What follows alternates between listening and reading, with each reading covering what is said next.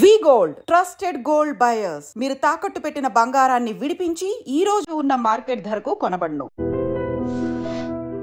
Razakar movie different set of stories, అది కూడా ఎమోషనల్తో కూడుకున్నది. ఆ ఒక ఎన్విరాన్మెంట్ క్రియేట్ చేయడంలో అందరి పాత్ర వెరీ వెరీ ఇంపార్టెంట్. మీరు ఆ మూవీకి ఆర్ట్ డైరెక్టర్గా వర్క్ చేశారు.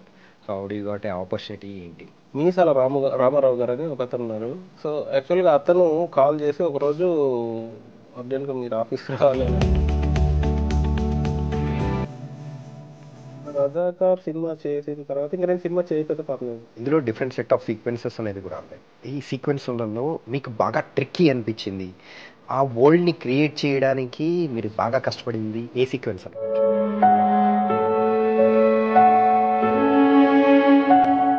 రోడ్డుకు పక్కనే ఉంటుంది అది బావి. అక్కడ ఇప్పుడు ఏం చేశారు, ఒక శిలాఫలకం లాంటిది పెట్టి అక్కడ ఎంతమంది చనిపోయారని పేరు రాసి అక్కడ ఒక శిలాఫలకం పెట్టారు. ఈ రజాకార్ మూవీ సో ఆర్ట్ డైరెక్టర్గా మీకంటూ ఒక డిఫరెంట్ ఎక్స్పీరియన్స్ అనేది కూడా ఇచ్చింది అంటున్నారు కదా. హ్యాబిట్స్లో ఆ Taj Mahal hotel road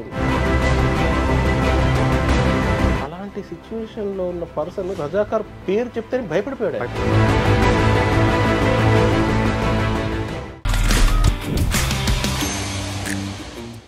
hi guys, welcome to I dream. నేను మీ చాణక్య. రజాకార్ మూవీ, మరి ఆ మూవీ ఎమోషనల్గా మనకు ఎంత టచ్ అయిందో, మరి వాటి వెనకాల ఉన్న సెట్స్ కానీ, కెమెరా వర్క్ కానీ, డైరెక్షన్, స్టోరీ, ఇలా అన్ని రకాలుగా కలిస్తేనే మరి ఆ రోజుల్లో జరిగిన ఆ ఒక నిజం చెప్పాలంటే ఒక ఎమోషనల్ స్టోరీని మనకు టచ్ అయ్యేలా రియలిస్టిక్గా చూపించిన వాళ్ళు చాలామంది ఉన్నారు. అండ్ ఆ రియలిస్టిక్గా చూపించిన వాళ్ళల్లో కూడా the art director Tirumala Tirupati గారు ఇప్పుడు మనతో పాటు ఉన్నారు. ఇంతకుముందు ప్రీవియస్గా అయితే బలగం మూవీ కానీ, ఆర్య, ఇలా బోల్డ్ అనే మూవీస్ అనేది కూడా ఆయన వర్క్ చేశారు. అసిస్టెంట్ డైరెక్టర్గా వర్క్ చేస్తూ ప్రజెంట్ అయితే మరి ఆర్ట్ డైరెక్టర్గా కూడా టర్న్ అయ్యారు. మరి రజాకార్ మూవీ ఆ వర్క్స్ అనే దాని గురించి కూడా మాట్లాడదాం. నమస్తే అన్న. నమస్తే. తిరుమల తిరుపతి ఏంటి అసలు? వెంకటేశ్వర స్వామి అంటే వెంకటను కూడా యాడ్ చేసుకుంటే అయిపోయింది, మొత్తం మీ దగ్గరే ఉండేది. మా బ్రదర్కి ఇచ్చేసారు. బ్రదర్కి ఇచ్చేసారా? ఓకే ఓకే, సరే అన్న. ఏంటంటే తిరుమల తిరుపతి, సో మిమ్మల్ని ఇప్పుడు తిరుమల అని పిలవాలా, తిరుపతి అని పిలవాలా? తిరుమల అన్న. ఇంతకు Razakar movie different set of stories, అది కూడా ఎమోషనల్తో కూడుకున్నది, ఒకే మూవీలో చూపించారు. సో ఆ రోజుల్లో జరిగిన సో ఆ సెట్ అంటే ఆ ఒక ఎన్విరాన్మెంట్ క్రియేట్ చేయడంలో అందరి పాత్ర వెరీ వెరీ ఇంపార్టెంట్. ఆర్ట్ డైరెక్టర్ది కూడా ఇంకా వెరీ క్రూషియల్ రోల్ ఉంటుంది. మీరు ఆ మూవీకి ఆర్ట్ డైరెక్టర్గా వర్క్ చేశారు. So how do you got a opportunity ఏంటి? యాక్చువల్గా ఇది నాకు మీసాల రామారావు గారు అని ఒక అతను ఉన్నారు. ఆయన ప్రొడక్షన్ ఎగ్జిక్యూటివ్గా దీనికి వర్క్ చేశారు. సో యాక్చువల్గా అతను కాల్ చేసి ఒకరోజు అర్జెంట్గా మీరు ఆఫీస్కి రావాలి అని అంటే దేనికని అడిగితే అప్పుడు చెప్పారు, ఇలా మేము ఒక సినిమా చేస్తున్నాం, పేరు చెప్పలా, ఒక సినిమా చేస్తున్నాము, అప్పటికి ఇంకా పేరు కూడా డిసైడ్ అవ్వలేదు. సో నువ్వు ఒకసారి అర్జెంట్గా రావాలని అంటే సరే అని చెప్పి వెళ్ళాను. వెళ్ళిన తర్వాత యాట గారిని పరిచయం చేశారు. పరిచయం చేసిన వెంటనే అతను ఒకసారి చూశారు, అంటే డౌట్ అంటే చేస్తారా ఏంటి, పీరియాడిక్ కదా, నాకు తెలియదు పీరియాడిక్ అనేది, ఆయనే చెప్పలే ఇంకా. సో ఎనీవే ఒకసారి అయితే స్టోరీ చెప్పండి అని చెప్పి ఆయన లైన్ చెప్పి మిగతాది అంతా మన మహీధర్ గారు అని ఉండే కో డైరెక్టర్, సో అతనికి చెప్పించి స్టోరీ మొత్తం చెప్పమన్నారు. చెప్పమన్న తర్వాత సరే అని చెప్పి అతను రూమ్లో తీసుకెళ్ళి స్టోరీ చెప్పారు. స్టోరీ చెప్పిన తర్వాత ఒక్కసారిగా నాకు అసలు ఒక వరల్డ్లోకి వెళ్ళిన ఫీలింగ్ అక్కడే వచ్చేసింది. అంటే 50% వాళ్ళు చెప్పిన సబ్జెక్ట్ ఏదైతే ఉందో నేను చాలా అంటే ఒక ఉద్విగ్నత అంటారు కదా, దాంట్లోనే అయ్యాను. ఎందుకు అని అంటే ఇట్ ఈజ్ లైక్ నేను తెలంగాణ పర్సన్ అయ్యుండి నాకు అంత డీప్గా ఆ స్టోరీ తెలియదు. నాకు ఒక్కటే తెలిసి ఏంటంటే స్వాతంత్రం 1947 15th ఆగస్ట్కి వచ్చింది. దాని తర్వాత ఇప్పుడు 1 year తర్వాత 365 days ఏమో మనకు స్వాతంత్రం వచ్చిందని ఆ అంతవరకే తెలుసు నాకు. బట్ దాని వెనకాల ఎంత అంటే ఇంత ఉంది అని తెలుసు కానీ ఇంత డీటెయిల్గా తెలియదు. ఏదో కొంచెం వరకు తెలుసు, బైరాన్పల్లి ఇంతమంది చనిపోయారు, అక్కడ ఇంతమంది చనిపోయారు. బట్ వెన్ కొంచెం విన్న తర్వాత నాకు అనిపించింది ఏంటంటే ఈ సినిమా 100% నేనే చేయాలి. సో నాకు వచ్చిన అవకాశాన్ని 100% దీన్ని యూజ్ చేసుకోవాలి. అట్ ద సేమ్ టైం దానికి కావాల్సిన మెటీరియల్ కూడా నేనైతే నేను 100% చేయగలను. సెట్స్ కావచ్చు లేదా ఎన్విరాన్మెంట్ కావచ్చు, సబ్జెక్ట్ని అంటే న్యాయం చేయడానికి నేను అనుకున్నాను.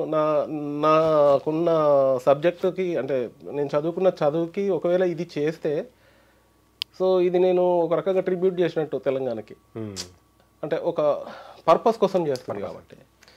సో నా చదువుకి ఇది 100% నేను యాప్ట్ అని నాకు అనిపించింది. సో నేను ఒప్పుకున్నాను. దానికి first of all Gudur Narayana Reddy గారు ప్రొడ్యూసర్, దానికి తెలిసే ఉంటుంది. సో అతనికి నేను చాలా చాలా థ్యాంక్స్ అంటే రుణపడే ఉంటాను. ఎందుకనంటే ఇలాంటి ఒక ఎమోషన్ ఉన్నటువంటి, ఇలాంటి ఒక డెప్త్ ఉన్నటువంటిది, ఇలాంటి ఒక మరుగున పడిపోయినటువంటి ఒక క్యారెక్టర్ని అంటే ఒక సబ్జెక్ట్ని తీసుకొచ్చి అతను ఒక సినిమాగా చేయాలనుకోవడమే గొప్ప సంకల్పం. రైట్.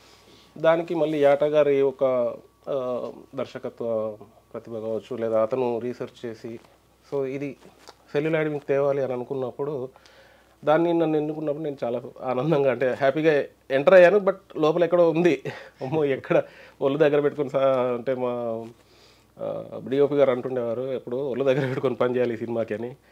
సో అలా అప్పుడే అనిపించింది. తర్వాత ఇంకా స్టార్ట్ చేసాము, కొంత రీసెర్చ్ వర్క్ అవి చేసి అట్లా ఫస్ట్ అవకాశం అక్కడి నుంచి వచ్చింది. ఓకే, నైస్ అన్న. అంటే ఇందులో డిఫరెంట్ సెట్ ఆఫ్ సీక్వెన్సెస్ అనేది కూడా ఉన్నాయి. ఈ సీక్వెన్స్లలో మీకు బాగా ట్రిక్కీ అనిపించింది, ఆ వరల్డ్ని క్రియేట్ చేయడానికి మీరు బాగా కష్టపడింది ఏ సీక్వెన్స్ అనుకోవచ్చు? ఒక రకంగా అంటే ఈ సీక్వెన్స్లో కష్టము అది కాదండి. ఫస్ట్ ఆఫ్ ఆల్ ఏంటంటే ఇష్టంగా చేసాం. So we never thought that అంటే ఇది కష్టమైన పని లేకపోతే దీనికి ఇంత కష్టపడాలి అట్లా కాదు. ప్రతిదీ ఇష్టంతో చేసాం. అంటే ఛాలెంజెస్ ఉంటాయి, టాస్క్స్ ఉంటాయి, మనకి బడ్జెట్ రిస్ట్రిక్షన్స్ ఉంటాయి, టైం రిస్ట్రిక్షన్స్ ఉంటాయి. బట్ మేము అనుకున్నది ఏంటి అని అంటే ఇది 100% మనం చేయాలి అంతే, ఎట్టి పరిస్థితిలో చేయాలి. అది ఇంకా కష్టం కాదు, కష్టం ఇష్టంగా తీసుకొని చేసినాయే. ఇప్పుడు దాంట్లో అట్లా కష్టంగా అనిపించింది ఏం లేదు కానీ బట్ కొంత బడ్జెట్ దానికి దీనికి లోబడి చేసినవి కొన్ని ఉన్నాయి. సింపుల్గా చెప్పాలంటే ఛాలెంజెస్. సరే, ఛాలెంజెస్ అనిపించిన సీక్వెన్స్? ఛాలెంజెస్ అంటే చాలా ఉన్నాయి సార్, అన్ని ఛాలెంజెసే కదా, ఒకదానికి అసలు సంబంధం లేదు. ఇప్పుడు మీరు గుండ్రంపల్లి చూశారు, వెరీ ఛాలెంజింగ్. ఎందుకనంటే ఆ ఎన్విరాన్మెంట్, నేను ఆల్రెడీ గుండ్రంపల్లికి వెళ్ళాము, నేను 3-4 సార్లు వెళ్ళాను. అంటే ఆ ఎన్విరాన్మెంట్ ఇప్పుడు వెళ్ళి చూస్తే బిల్డింగ్స్ ఒక పక్కన ఏంటి ఔటర్ రింగ్ రోడ్ వచ్చేసింది, ఔటర్ రింగ్ రోడ్ పక్కనే జస్ట్ ఇప్పుడు మీరు చూసిన ఎన్విరాన్మెంట్ రోడ్డుకు పక్కనే ఉంటుంది అది బావి. అక్కడ ఇప్పుడు ఏం చేశారు, ఒక శిలాఫలకం లాంటిది పెట్టి అక్కడ ఎంతమంది చనిపోయారని పేరు రాసి అక్కడ ఒక శిలాఫలకం పెట్టారు. దాని ఎదురుగా మసీద్ ఇప్పటికే ఉంది, కానీ పెద్ద రోడ్ వచ్చేసింది, పక్కన బిల్డింగ్స్ వచ్చినాయి, హోటల్స్ అవి ఇవి, అసలు అప్పుడు ఎన్విరాన్మెంట్ లేదు. సో మళ్ళీ అప్పుడు ఏం చేసాము, కొంతమందిని అక్కడున్న పెద్దలని వాళ్ళని వీళ్ళని కలిసి ఇక్కడికి ఎలా ఉండేది, ఈ ఊరు ఎలా ఉంది అని చెప్పేసి అక్కడ నిలబడి కొన్ని డ్రాయింగ్స్ చేసుకొని దాన్ని మాత్రం మసీదుని మాత్రం ఏం మార్చాలి, అలాగే ఉంది. జస్ట్ కాంపౌండ్ ఒకటి ఎక్స్టెన్షన్ చేసినట్టున్నారు అంతే. సరే అని చెప్పేసి ఆ లోపలికి పోలేదు, బట్ బయట నుంచి చూసాము. తర్వాత ఎలాగో మనకు రోడ్ ఉంది కాబట్టి ఆ పై నుంచి చూసాం అట్లాంటివి. సో ఆ గుండ్రంపల్లి కావచ్చు, ఈవెన్ బైరాన్పల్లి కొంచెం ఛాలెంజింగ్. ఎందుకనంటే ఇప్పుడు మనకు ఆనవాళ్ళు ఏమున్నాయంటే అది కూలిపోయిన బురుజు మాత్రమే మనం ఇప్పుడు చూస్తున్నాం. బట్ డైరెక్టర్ గారికి కూలిపోయింది అంతవరకే, మాకు కూడా ఐడియా ఉంది అంతవరకే. బట్ దాని మీద రీసెర్చ్ చేసి ఇది ఇలా ఉండేది కాదనుకుంటా, దీనికి ఇంకేదో ఉంటుంది అని చెప్పి దాని మీద రీసెర్చ్ చేసినప్పుడు అక్కడ ఉన్న కొంతమందిని అంటే 90+ ఇయర్స్ ఉన్న కొంతమంది అప్పుడు ఉండి ఇప్పుడు బ్రతుకున్న వాళ్ళు, అంటే ఆ ఉద్యమాన్ని చూసిన వాళ్ళు. సో అలాంటి వాళ్ళతో కొంతమందితో మీట్ అయ్యి కొంతమందితో మన ఇంటరాక్షన్ చేసి వీడియోస్ కూడా ఉన్నాయి, చాలా వీడియోస్ ఉన్నాయి. సో ఆ ఇంటరాక్షన్ చేసిన తర్వాత వాళ్ళతో తెలుసుకొని డ్రాయింగ్ చేసి వాళ్ళకి చూపించి, అంటే అతను చెప్పాడు చెత్త ఉండేది, దాంట్లో ఒక వెపన్ ఉండేది, మందుగుండు సామాగ్రి అంతా తయారు చేసాం, చాలా చేసాం, ఆ షూట్లో కూడా ఉండేది. బట్ లేదు మీకు ఇప్పుడు సినిమాలో తయారు చేయడం ఇదంతా లేదు, కట్ అయిపోయింది. సో అట్లా కొన్ని ఇన్పుట్స్ తీసుకొని తర్వాత మళ్ళీ దాని చుట్టూ ఇప్పుడు మారిపోయింది ఎన్విరాన్మెంట్. అంటే హౌసెస్ పెద్ద పెద్ద బిల్డింగ్స్ కట్టారు, కాంపౌండ్ వాల్స్ తోటి, న్యూ కన్స్ట్రక్షన్స్ వచ్చినాయి.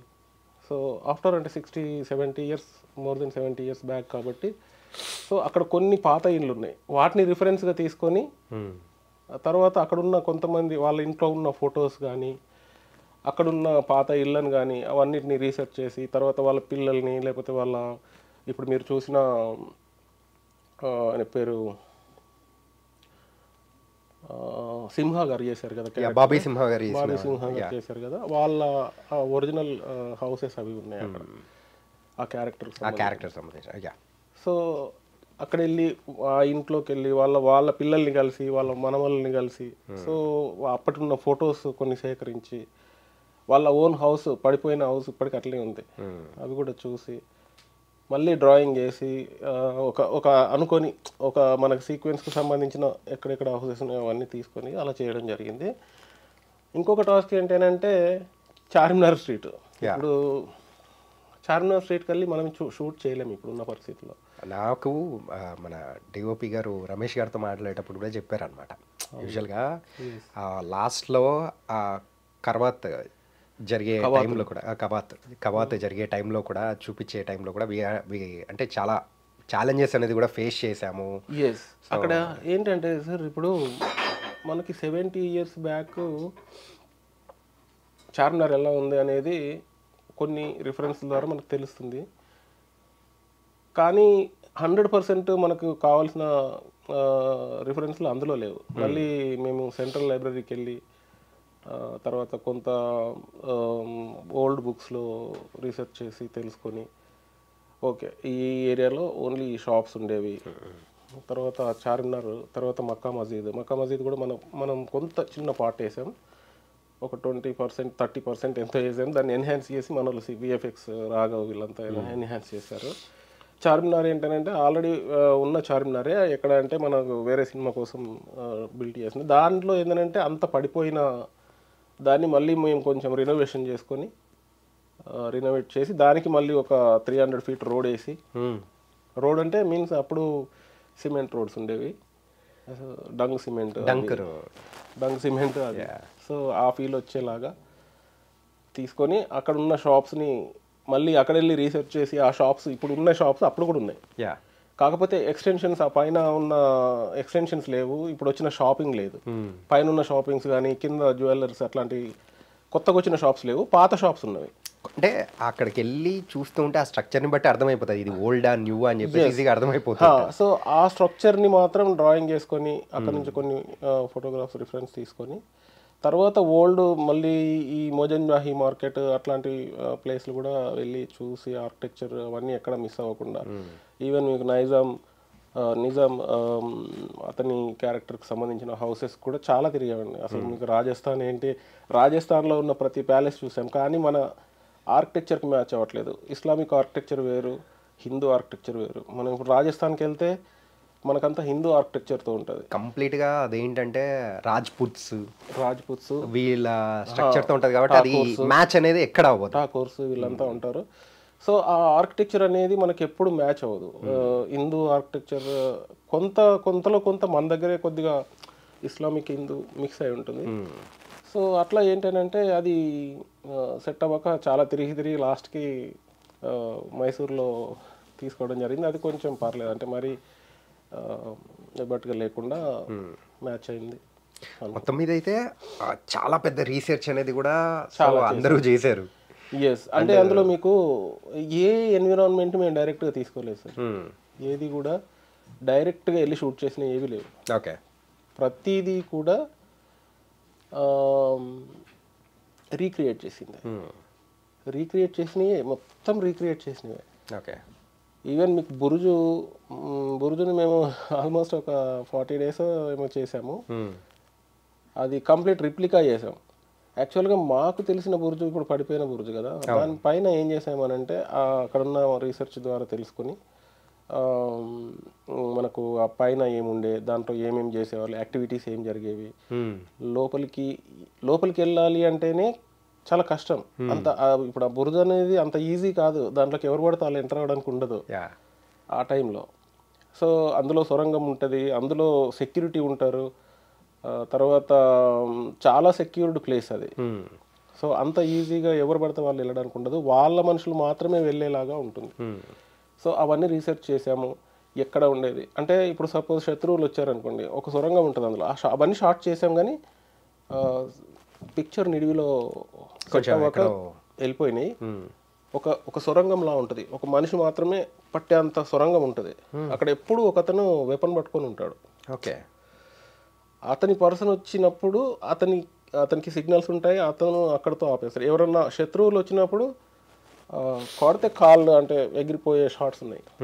శత్రువులు దాని మీదకి వచ్చినా లేకపోతే అది వెళ్ళడానికి ఎక్కడానికి ప్రయత్నించినప్పుడు అక్కడ ఒక సెక్యూరిటీ గార్డ్స్ చాలా ఉండేవి, అంటే సెక్యూరిటీ పర్పస్గా బాగుండేది. అలాంటివి కూడా మేము రీసెర్చ్ చేసి అసలు ఎలా ఉంది దాంట్లో పడుకొని ఫోటోలు దిగినవి ఉన్నాయి, ఇంటర్వ్యూ చేసినవి ఉన్నాయి. సో చాలా అంటే రియల్గా చెప్తున్నానండి, లైఫ్ టైం ఎక్స్పీరియన్స్, అంటే లైఫ్ టైం లెర్నింగ్. అంటే నేను చాలా విషయాలు నేర్చుకున్నాను. సార్ ఈ రజాకార్ మూవీ సో ఆర్ట్ డైరెక్టర్గా మీకంటూ ఒక డిఫరెంట్ ఎక్స్పీరియన్స్ అనేది కూడా ఇచ్చింది అంటున్నారు కదా. సో రిలీజ్ అయిన తర్వాత పీపుల్ నుంచి రిసిపియంట్ అనేది ఉన్నప్పుడు ఎలా అనిపించింది మీకు? అది ఇది కౌంట్లెస్ జాయ్ అనే ఒకటి ఏదో వర్డ్ ఉంటుంది, ఇమ్మెన్స్ ప్లెజర్ అంటారు చూసారా. అది తెలియని ఒక అంటే యాక్చువల్గా చాలా మంది చూడలేదు ఇంకా దాన్ని. ఇప్పుడు ఆహా ఓటీటీలో వచ్చింది కాబట్టి ఆల్మోస్ట్ అందరికీ అందుబాటులో ఉంది. సో డెఫినెట్గా మీకు అంటే 70 mm ఎక్స్పీరియన్స్ ఉండకపోవచ్చు, అంటే అంత బాగా ఎక్స్పీరియన్స్ ఉండకపోవచ్చు, కానీ బట్ డెఫినెట్గా you will feel the pain. Okay. అది రియల్గా ఏంటంటే నాకైతే కొన్ని వేల కాల్స్ అటెంప్ట్ చేశాను. అంటే ఆ ఎన్విరాన్మెంట్ని బాగా చూపించారని చాలామంది డైరెక్టర్స్ కూడా చేశారు నాకు. ఓకే. దాని తర్వాత నాకు దేవకట్ట గారిది వెబ్ సిరీస్ చేశాను నేను, మాయసభ అని. అది కూడా పీరియాడిక్. అంటే సార్ ఇదొక డిఫరెంట్ ఎక్స్పీరియన్స్ డెఫినెట్గా. అంటే ఇది ఈ మూవీ ఇప్పుడు బలగంతో పాటు ఆల్టర్నేటివ్గా నడిచిందా లేకపోతే ఎలా? లేదు, బలగం అప్పటికే 1 year అయిపోయినట్టుంది. బలగం 1 year కంప్లీట్ అయిపోయింది. 1 year కంప్లీట్ అయిపోయినాక 1 year తర్వాత ఇది వచ్చింది. 1 year కూడా కాలేదు అనుకుంటా, 6 months or something. సో ఏంటంటే మీరు రజాకార్తో హిట్ కొట్టారు, దెన్ దాని తర్వాత వచ్చిన బలగంతో మంచి హిట్ కొట్టారు. సో 2 డిఫరెంట్ మూవీస్, అది కూడా తెలంగాణ బ్యాక్ డ్రాప్ సంబంధించి. దాని మధ్యలో యాత్ర అని ఒకటి చేశాను, పరంపర వెబ్ సిరీస్ కూడా చేశాను. యాత్ర 2 అనే సినిమాకి కొంత పార్ట్ నేను చేశాను. అంటే అది యాత్ర చేశారు, యాత్ర 2కి కొంచెం పార్ట్ చేశారు. యాత్ర కాదు, యాత్ర 2కే కొంత పార్ట్ నేను చేశాను. ఓకే. కొంత పార్ట్ యాజ్ ఆర్ట్ డైరెక్టర్గా కొంత పార్ట్ చేశాను. పరంపర వెబ్ సిరీస్ మొత్తం నేనే చేశాను, Season 1, Season 2. నవీన్ చంద్ర గారు, జగపతి బాబు గారు అందరూ ఉంటారు. అది నేనే చేశాను. Season 1, 2. బలగంకి నేను ఆర్ట్ డైరెక్టర్గా చేశాను. కానీ మీ ఫిల్మోగ్రఫీలో బాగా చెప్పుకోవాలి అని అంటే ఒక డిఫరెంట్ ఎక్స్పీరియన్స్ ఇచ్చింది రజాకారే అనుకుంటున్నా తెలిసి. అంటే యాజ్ ఏ ఆర్ట్ డైరెక్టర్గా నేను ఫీల్ అయింది ఏంటంటే రజాకార్ సినిమా చేసిన తర్వాత ఇంకా నేను సినిమా చేయకపోయినా పర్లేదు. అయ్యా ఎందుకనంటే దట్ మచ్ అంటే ఇమ్మెన్స్ జాయ్, ప్లెజర్, అది ఏమంటారో నాకు తెలియదు. బట్ అంటే చరిత్రని ఎక్కడో మరుగున పడిపోయిన చరిత్రని తీసుకొచ్చి ఆ ఎన్విరాన్మెంట్ని క్రియేట్ చేసి వాళ్ళ హౌసెస్, సోషల్ ఆస్పెక్ట్స్, వాళ్ళ లైఫ్ స్టైల్, ఆబ్జెక్ట్స్, ఎన్విరాన్మెంట్ కావచ్చు, కలర్స్ కావచ్చు. అంటే నాకేమనిపించింది అని అంటే అదే చెప్తున్నాను కదా, ఇంకా అంటే ఇంతకంటే చరిత్రను చెప్పే గొప్ప సినిమా రాకపోతే, అంటే ఉన్నాయి చరిత్రలు. ఇప్పుడు మనం తీసుకుంటే లగాన్ ఉంది అంటే, కానీ బాహుబలి లాంటివి, కానీ అవన్నీ fictional stories. But it is not a fiction, it is real story. అది చాలా తక్కువ మందికి వస్తుంది సార్. అవకాశం ఇప్పుడు ఈ క్వశ్చన్ అడగచ్చో లేదో, సో దానికి మీరు సమాధానం అనేది కూడా చూడండి. సో డిఫరెంట్ సెట్ ఆఫ్ సీక్వెన్స్తో తీసుకున్న సినిమా ఇదైతే అన్ని కలగలిపి చేశారు. అయితే టోటల్గా ఓవరాల్గా రన్ టైం అనేది ఎంత వచ్చింది ఈ మూవీకి? Run time 4.30 minutes. ఏంటి సార్ 4.5 hours? సినిమా ఇప్పుడు అంటే ఫైనల్ గా మనం చూపించిందా మీరు అనేది? లేదు అంటే ఇప్పుడు నార్మల్ గా థియేటర్ లో చూసింది అయితే 2.5 hours. yes that's what so 2.5 hours కదా మీకు వచ్చి 2.33 అనుకుంటా. యా సో ఇది ఆల్మోస్ట్ 4.30 minutes వచ్చింది ఫుటేజ్. అదే చెప్తున్నాను కదా, చాలా ఎపిసోడ్స్ మనం ఇమడక తీసేసి అంటే it is not fit for 233 minutes కదా. So that there are so many sequences beautiful అంటే ఎమోషన్స్ చాలా ఉన్నాయి. అంటే ఇప్పుడు మీరు అంటే మనము కథని 2 భాగాలుగా చెప్పుంటే మీరు అన్నట్టుగా ఆ ఎమోషన్స్ తర్వాత మీరు ఏవైతే ఇప్పుడు అడిగిన అవన్నీ కూడా వచ్చేవి, ఇంకా ఎన్హాన్స్ అయ్యేది, ఇంకా ఎన్హాన్స్ అయ్యేది, సబ్జెక్ట్ ఇంకా కొంచెం డీప్గా అర్థమయ్యేది. ఇప్పుడు ఏంటంటే కట్టే కొట్టే తెచ్చే అనే టైప్లో అనిపిస్తుంటుంది. సార్ కట్టే కొట్టే తెచ్చి పెట్టే అని మీరు థియేటర్లో పెట్టేటప్పటికే ఎంతమంది ఏడ్చారో తెలుసా సార్. నేను లైవ్లో చూశాను. నేను మా అమ్మతో వెళ్ళినప్పుడు కూడా షీ ఆల్సో క్రయింగ్, అరే ఇంత ఇలా ఉండిందా ఇలా అని చెప్పేసి. అంటే చాలామంది తెలంగాణలో పుట్టిన వాళ్ళకే ఆ హిస్టరీ అనేది కూడా తెలియదు, కానీ మరుగున పడిపోయిన ఒక నిజాలను బయటకు పెట్టి అది చెప్తూ ఉంటే అమ్మ నిజంగా మనం అదృష్టవంతులం, ఇప్పుడు పుట్టాం కాబట్టి అదే ఆ రోజుల్లో నింటే ఎలా ఉండేదని వాళ్ళు ఎంతోమంది అన్నారు. మీరు చెప్తుంటే మా అమ్మమ్మ మాటలు నాకు గుర్తొచ్చేవి. ఏంటంటే మా మమ్మీకి తెలియదేమో కానీ మా అమ్మమ్మకు తెలుసు రజాకారులు ఇలా వచ్చి అకృత్యాలు చేసేవి, ఊళ్ళ మీద పడి ధాన్యం ఎత్తుకుపోవడం లేదా ఏది ఉంటే అది బంగారం కానీ ఇలాంటి అంటే కప్పం కట్టలేదనో లేకపోతే ఇట్లాంటివి చేసిన ఈ సందర్భాలు మా అమ్మమ్మ చెప్తుండేది. లీలగా నేను చదువుతున్నప్పుడు వీళ్ళు చెప్తున్నప్పుడు సబ్జెక్ట్ చెప్తున్నా నేను రీసెర్చ్ చేస్తున్నప్పుడు నాకు అవి ఎక్కడో చిన్న గుంగురులాగా వినబడేవి అనమాట.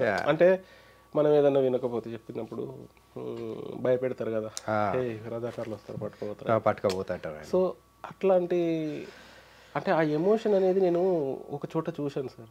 ఎక్కడ అంటే కోటిలో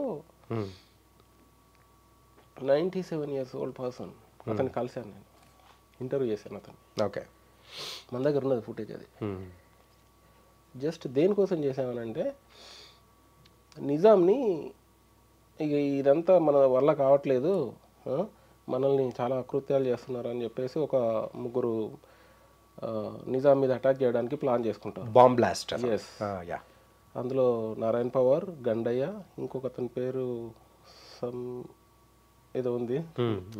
సో వాళ్ళు ప్లాన్ చేసుకుంటారు. ప్లాన్ చేసుకున్నప్పుడు అతన్ని ఎలాగైనా మనం ముగ్గురులో వాళ్ళు ప్లాన్ చేసుకొని ఒక 3 బాంబులు రెడీ చేసుకుంటారు, 3 రివాల్వర్స్ పెట్టుకొని ఒక చోట మాట్లాడుకుంటారు. మీకు సినిమాలో అవును.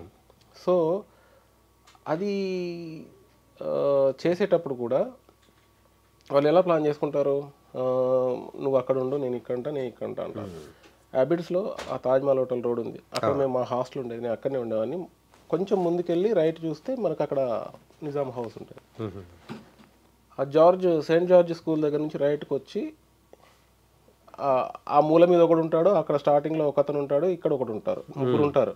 అదే మీకు సినిమాలో చూపించాం మేము.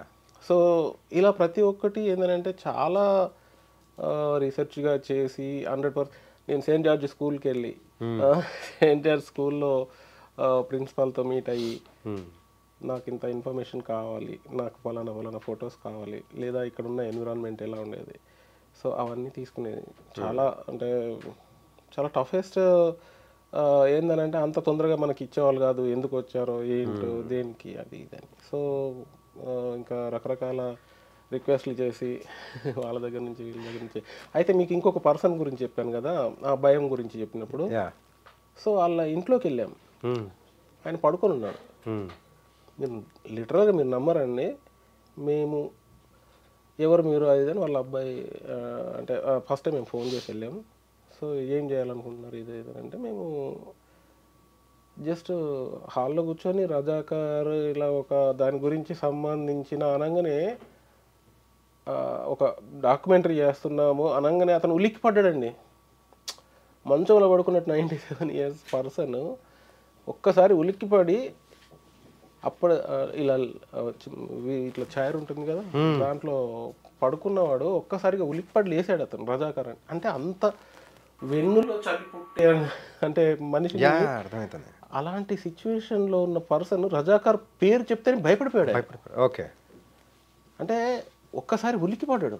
ఉలిక్కిపడి ఏంటి ఏదని అడిగితే అప్పుడు మేము చెప్పాము, ఇలా మేము ఒక చిన్న డాక్యుమెంట్ చేద్దాం అనుకుంటున్నాం, సో మీ హెల్ప్ కావాలి, అప్పుడు ఎలా ఉండే ఆ పరిస్థితులు ఏంటి కొంచెం చేయండి అది అని అంటే అతనికి చాలా అవార్డ్స్ కూడా వచ్చాయి. సో అంటే పోరాడినందుకు, సాయుధ పోరాటంలో పాల్గొన్నందుకు అట్లా. అతను ఇంకా బతికే ఉన్నారు. మేము లాస్ట్ టైం వెళ్ళి కలిసాము లాస్ట్ ఇయర్. సో అంటే అంత భయం అనేది వాళ్ళు క్రియేట్ చేసిన సందర్భాలు మేము చూసాము. అంటే వాళ్ళ కళ్ళల్లో చూసాము, వాళ్ళ పిల్లల మాటల్లో విన్నాము, అవన్నీ ఎక్స్పీరియన్స్ చేసాము చాలా. ఈవెన్ మా అమ్మమ్మ కూడా చెప్తాను, మీరు చెప్తాను నాకు అదే గుర్తొచ్చింది. కానీ ఈ మూవీ అనేది కూడా ఒక డిఫరెంట్ ఎక్స్పీరియన్స్ అనేది కూడా ఇచ్చింది. సో ఒక ఆర్ట్ డైరెక్టర్గా కూడా మిమ్మల్ని ఒక మెట్ అనేది కూడా ఎక్కించింది. డెఫినెట్గా. అంటే అది ఎక్కించిన అంటే ఎలా అంటారంటే, ఇప్పుడు ఎవరు మీరు అన్నారు కదా మీకు ఎవరన్నా ఇలా వచ్చినాయి ఆ ప్రశంసలు అంటే, చాలా వచ్చినాయి. యాక్చువల్గా నా సబ్జెక్ట్ ఏంటి అని అంటే, నేను మాస్టర్స్ చేశాను ఫైన్ ఆర్ట్స్లో. Fine arts, okay. I'm a painter basically. So నాకున్న ప్రతిభ లేదా రీసెర్చ్, నేను మాస్టర్స్లో రీసెర్చ్ చేస్తుంటారు. సో రీసెర్చ్ చేసిన తర్వాతనే మీకు మాస్టర్స్ డిగ్రీ ఇస్తారు. సో ఇక్కడ నాకు ఇంకొక మాస్టర్ చేసే అవకాశం వచ్చింది ఈ సినిమాతో. అంటే ఈవెన్ మన రమేష్ గారితో మాట్లాడేటప్పుడు కూడా ఏమనిపించిందంటే, so one of the best thing మీలో అనిపించింది అంటే ఆయన మాతో షేర్ చేసుకుంది ఏంటంటే, ఏదన్నా కానీ మేము చెప్పాము అని అంటే దాన్ని రీసెర్చ్ చేసి వెంటనే ఆ విత్ డ్రాయింగ్స్తో సహా తిరుమల గారు వచ్చేగారండి. సో అది మేము విజువలైజ్ చేసుకోవడానికైనా కానీ ఇంకా మాకైతే ఇంకా బాగా అనిపించింది అని అన్నారు.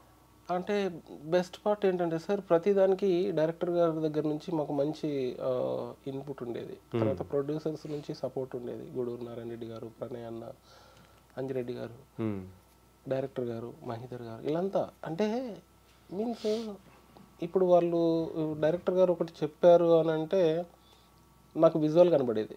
ఓకే. సో నేను విజువల్ చూసేవాడిని. అతను చెప్పే విధానం అలా ఉంటుంది. మీకు సినిమా చూస్తే అదే మీరు ఫీల్ అయ్యారు, లేదా మీరు అంత ఎంజాయ్ అంటే మీన్స్ మీరు దాన్ని అందులోకి వెళ్ళారు, ఆ ఎరాలోకి వెళ్ళారు అని అంటే అతను అంత బాగా నరేట్ చేశారు, అంత బాగా నాకు చెప్పారు. సో నాకు ఆ విజువల్స్ కనబడుతుండేవి. నేను అతను చెప్తా ఉంటే నేను డ్రాయింగ్ చేసుకునేవాడిని. ఆ విజువల్స్ పడేవి అక్కడ. అది చూపించగానే అరే భలే ఉంది, ఒకసారి అటువైపు నుంచి చూపించండి, ఒకసారి ఇటువైపు నుంచి అంటే ఒకసారి టాప్ యాంగిల్ ఎలా ఉంటుంది, అట్లా చాలా డ్రాయింగ్స్ వేసాను. అంటే స్పాట్లో వేసినవి ఎక్కువ ఉంటాయి. స్పాట్లో వేయడానికి కూడా నాకు ఈ అంతకుముందు చేసిన ఈ రీసెర్చ్ ఫలితం కూడా నాకు చాలా హెల్ప్ అయింది. సో నేను చెప్పాను కదా ఇంతకుముందు థీసిస్ చేసినట్టుగా రజాకార్ నేను ఒక థీసిస్ చేశాను అనుకోండి ఒక రకంగా. ఆల్మోస్ట్ నా దగ్గర చేసిన రీసెర్చ్ చేసిన వీడియోస్ ఉన్నాయి, తర్వాత నేను చేసిన డ్రాయింగ్స్ కానీ అక్కడికి వెళ్ళి చేసుకున్న డ్రాయింగ్స్, తర్వాత ఆన్ స్పాట్లో చేసిన డ్రాయింగ్స్, డైరెక్టర్ గారు చెప్పేటప్పుడు చేసినాయి, మన డిఓపి గారు అడిగినప్పుడు ఈ పాయింట్ ఆఫ్ వ్యూ ఇలా ఉంటుంది, ఇది ఇలా ఉంటుంది. ఇప్పుడు మాకు రమేష్ గారికి ఏంటంటే చిన్నప్పటి యుద్ధం జరిగేది, ఆ బురుజు ఎక్కడ పెట్టాలి అని. బురుజు ఇటు పెడితే అక్కడనేమో ఆయనకు వేరే ఏదో కాంట్రాస్ట్ ఏదో ప్రాబ్లం ఉంది, లైట్ ప్రాబ్లం, అట్లా ఇటు పెడితే నాకేంటి అసలు మేజర్గా కనబడాల్సిన పాట కనబడతలేదు అనేది నా పాయింట్. విజువల్గా బాగుంటుంది, గ్రాండియర్గా ఉంటుంది. ఇటు దిక్కు వచ్చినప్పుడు కొంత హైడ్ అయిపోతున్నాయి, కొన్ని మిస్ అయిపోతున్నాం, కొంత క్యారెక్టర్ మిస్ అయిపోతుంది విలేజ్లో. సో లేదు రమేష్ నేను ఇక్కడనే పెడతానంటాను. రమేష్ గారు డార్లింగ్ లేదు డార్లింగ్ నాకు ఇటు కావాలి అన్నారు. అప్పటికి కొంత ఖర్చు భరించి మా ప్రొడ్యూసర్ గారు పెట్టించారు. అక్కడి నుంచి తీసుకొచ్చి ఇక్కడ పెట్టి చూస్తే మళ్ళీ ఆయనకు నచ్చలా. ఫైనల్గా నేను పెట్టిన ప్లేస్లోనే మళ్ళీ పెట్టాం. నేను ఫస్ట్ ఏదైతే డిసైడ్ చేశానో డ్రాయింగ్లో అదే ప్లేస్లో పెట్టించాం. అదే ఫైనల్ చేశారు మళ్ళీ. రమేష్ కూడా అప్పటికి ఫైనల్గా అతను కూడా అదే దానికే అగ్రి అయ్యాడు. అంటే ఆల్మోస్ట్ ఎట్లా ఉండేది అని అంటే డిస్కషన్ షేరింగ్స్ అన్నీ బాగుండేవి. మాకున్న టీం కూడా ఈగోస్ లేకుండా అందరూ అంటే అందరూ కూడా చాలా అంటే ఫ్రెండ్లీగా ఉండేవాళ్ళు. ఇప్పుడు మీన్స్ ఇప్పుడు నేనేదో ఇది నేనేదో అది అనే ఆ ఫీలింగ్ అంటే ఇండస్ట్రీలో ఎక్కువ ఉంటుంది. మా డైరెక్టర్ గారు కూడా చాలా ఫ్రెండ్లీగా, మా ప్రొడ్యూసర్ గారు కూడా ఫ్రెండ్లీగా ఉండడం వల్ల సో అన్ని కలగలిపి కలిసి ప్రతి వాళ్ళు వాళ్ళ ఎఫర్ట్ పెట్టారు సార్. ఇప్పుడు సీజీ వాళ్ళు కానీ వాళ్ళతో మీటింగ్ చేసినప్పుడు లేదు ఇగో ఇక్కడ నాకు ఈ పార్ట్ కావాలి, ఈ పార్ట్ ఇస్తే మేము ఇంత ఎన్హాన్స్ చేస్తాం అంటే, అంత కాదు ఇంత ఇస్తే ఎలా ఉంటుంది, ఇంతకంటే ఎక్కువ ఇస్తే మరి బడ్జెట్ పెరుగుతుంది, సో దాన్ని కట్ చేసి మేము ఇలా ఇస్తే మీకు ఏమైనా తగ్గుతుందా. సో ఈ కైండ్ ఆఫ్ ఇంటరాక్షన్ ఎక్కువ ఉండేది, డిస్కషన్స్ ఎక్కువ ఉండేవి. అట్ ద సేమ్ టైం డైరెక్టర్కి ఎక్కడ మనం తగ్గకుండా, అతని గ్రాండియర్ ఎక్కడ పోకుండా, అతని నా పాయింట్ ఆఫ్ వ్యూలో ఉన్న విజువల్స్ ఎక్కడ మిస్ అవ్వకుండా, డైరెక్టర్ డిఓపికి ఎక్కడ క్లాష్ అవ్వకుండా, లైట్స్ కానీ లేకపోతే హైట్స్ కానీ గ్రౌండ్ లెవెల్ కానీ మిడ్ లెవెల్ కానీ. సో ఇవన్నీ కూడా మాకు చాలా ఫ్రెండ్లీగా ఉండేది. ఒక ఎట్లా ఉండేదని అంటే, మేము like we all are going to have a picnic kind of thing. అంటే అంత సరదాగా అంటే ఉండేది, కానీ ఈగోస్ ఏమి ఉండేవి కాదు, చాలా బాగుండేది కూడా. ఎందుకనంటే రెగ్యులర్ ఫార్మాట్ సినిమా కాదు ఇది. అందుకే కాబట్టి సో ఎంజాయ్డ్ అండ్ దాని తగ్గట్టు ఎఫర్ట్స్ అనేది కూడా అందరూ దగ్గర నుంచి కలెక్టివ్గా వచ్చింది. అందుకే అంటున్నాను సార్, మేము కష్టపడలేదు, చాలా ఇష్టంతో చాలా హ్యాపీగా చేసాము. అంటే చాలా చోట్ల ఏంటంటే షేర్ చేసుకోవడం కానీ ఇవన్నీ చూసుకుంటాను సార్. అండ్ ఫైనల్ థింగ్ ఏంటంటే నెక్స్ట్ మీ దగ్గర నుంచి ఏమేమి ప్రాజెక్ట్స్ రాబోతూ ఉన్నాయి ఏంటి? డెఫినెట్గా మంచిగా వస్తాయండి, 100% ఐఎమ్ అష్యూర్డ్ దట్. అలాగా అని చెప్పి నేను అది చేయను ఇది చేయను అని ఏం చెప్పట్లేదు, బట్ డెఫినెట్గా అది మనకు సంతృప్తినివ్వాలి. అట్లీస్ట్ అంటే మనీ అనేది వస్తుందండి, మనీ అనేది ఎక్కడ అంటే మనం నిజాయితీగా మన పని మనం చేసుకుంటే వెళ్ళేటప్పుడు కొంత ప్రాబ్లం ఫేస్ చేస్తామేమో కానీ, బట్ ఫైనల్గా మనకి ఏదైతే రావాలో అది వస్తుంది, గుర్తింపు కావచ్చు, ఆత్మసంతృప్తి కావచ్చు. సో ఇప్పుడు ఇది చేసేటప్పుడు మనకు కొన్ని హర్డిల్స్ వస్తాయి, కొన్ని కష్టాలు వస్తాయి, కొన్ని ప్రాబ్లమ్స్ వస్తాయి, but we have to face all the things. ఇంకొకటి నేనేమనుకుంటున్నాను అని అంటే, ఇప్పుడు మీకు నెక్స్ట్ వచ్చేసి మీరు అడిగారు కదా, దేవకట్ట గారిది ఒకటి మైసభ అని, అది ఫినిష్ చేసాము రీసెంట్గా. మేబీ అది మార్చ్ ఏప్రిల్లో స్ట్రీమింగ్కి వస్తుంది. అది కూడా పీరియాడికల్, సోనీ లీవ్కి వస్తుంది. అది వెబ్ సిరీస్, అది పీరియాడికల్, అది కూడా పీరియాడికే. 1970s బ్యాక్డ్రాప్లో జరుగుతున్నటువంటి ఒక రియల్ ఇన్సిడెంట్స్ని బేస్ చేసుకొని ఫిక్షనల్గా రాసుకున్న స్టోరీస్ అవి. డెఫినెట్గా 100% సాటిస్ఫై అయ్యేటువంటివి లేదా వైవిధ్యమైనటువంటివే చేస్తున్నాను కూడా. చేయాలి సార్, చేస్తాను డెఫినెట్గా. So thank you so much for coming here. And Razakar గురించి కానీ అండ్ మీ దగ్గర నుంచి వచ్చిన బోల్డ్ అనే మూవీస్ ఆర్ట్ డైరెక్టర్గా, అసిస్టెంట్ డైరెక్టర్గా కూడా మనం షేర్ చేసుకున్నాం. So thank you for coming here. Thank you very much అండి.